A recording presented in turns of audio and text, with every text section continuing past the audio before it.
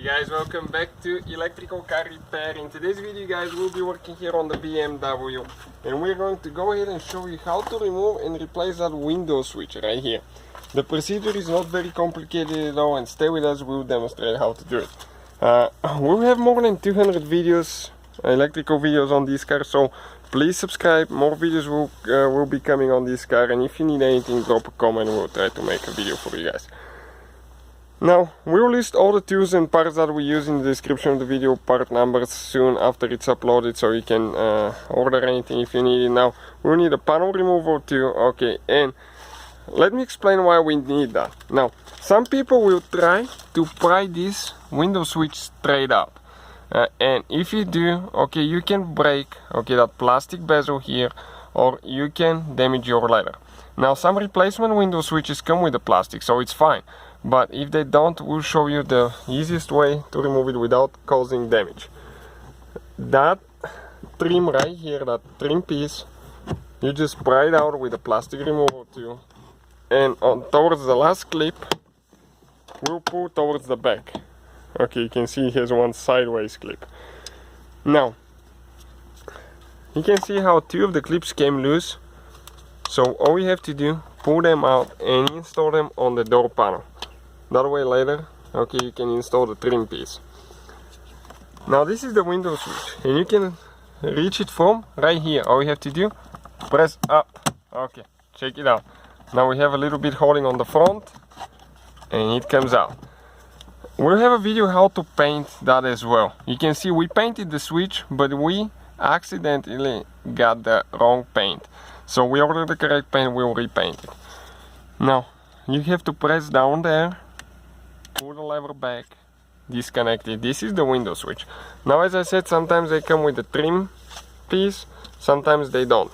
And what we are going to do now, we will show you how to remove that trim piece in case you buy one without the thing. And when you order the switch, it's important, if you have a power folding mirrors like we do, to get this one, because otherwise, if you don't have power folding mirrors, this button will be missing. Now with a small flat screwdriver, okay, right here, we'll need to pry a little bit right here on the teeth. Okay, here it went in.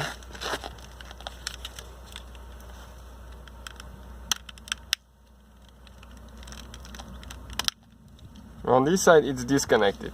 We still have the same thing on this one. Always start from the front clip because it's easier that way. On the back side you have a double clip and it's hard to get to sometimes.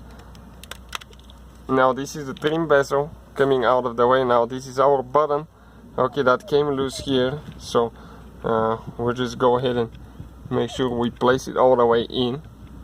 Okay, let's see how it goes now. It goes only one certain way. That's the one that switches the mirrors. Okay, perfect, just like that.